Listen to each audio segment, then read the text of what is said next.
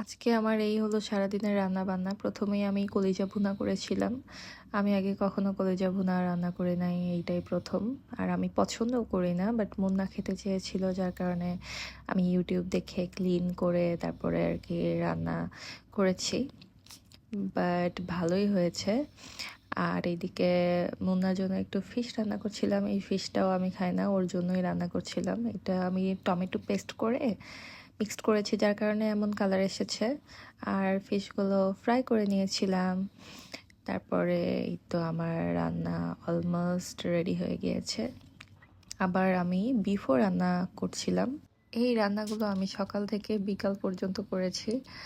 তো আমি বিফে একটু জিরা গুঁড়া দিচ্ছিলাম, বিকজ আমি আমার মাম্মির দেখতাম এভাবে জিরা ভেজে নিয়ে তরকারির লাস্টে আর কি দিয়ে দিত, তো আমিও সেটাই দিচ্ছিলাম।